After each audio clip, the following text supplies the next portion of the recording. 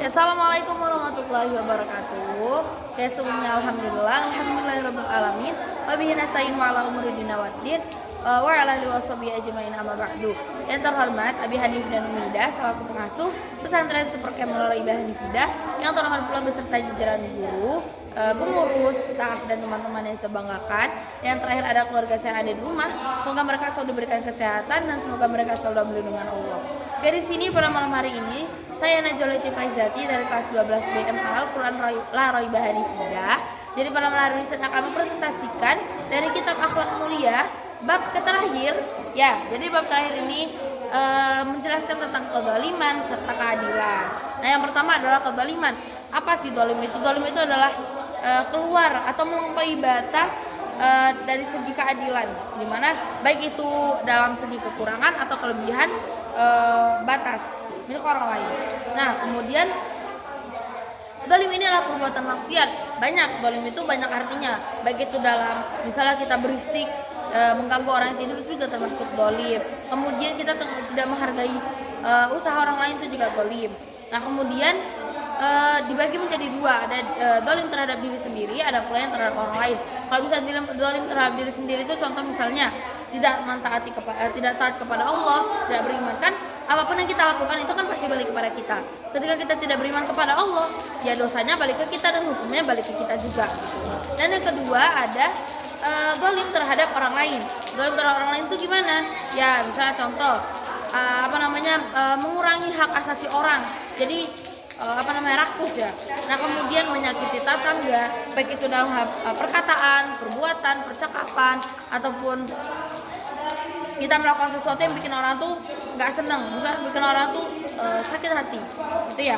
Kemudian menghina tamu.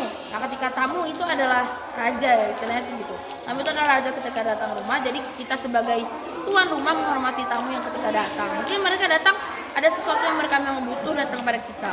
Nah, kemudian menciptakan kedustaan. Dusta itu gimana maksudnya? Menipu, dusta, bohong gitu ya. Nah, kemudian suka mengadu. Zalim ini juga suka mengadu. Nah, dan terakhir adalah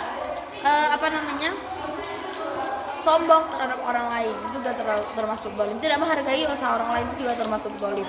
Dan yang terakhir ada tentang keadilan. Nah, keadilan ini apa? Yaitu sepadan dalam suatu urusan. Nah, istilah itu kayak gitu. Nah, di mana dia itu dalam segi urusan dan tindak tanduk menurut syariat Islam. Nah, yang pertama ada keadilan terhadap diri sendiri dan orang lain. Yang pertama ada diri sendiri. Nah, diri sendiri itu apa keadilan? Contoh misalnya memenuhi usaha atau istiqomah. Misal kita menargetkan sesuatu. Jadi proyek kita hari ini gitu ya. Jadi istiqomah buat gitu. Berusaha. Nah, itu kepada diri sendiri ya. Kemudian kalau bisa kepada orang lain, contoh dibagi menjadi beberapa bagian. Yang pertama adalah keadilan seorang pengusaha terhadap penguasa terhadap rakyatnya. Contoh misalnya seperti seorang presiden kepada rakyatnya.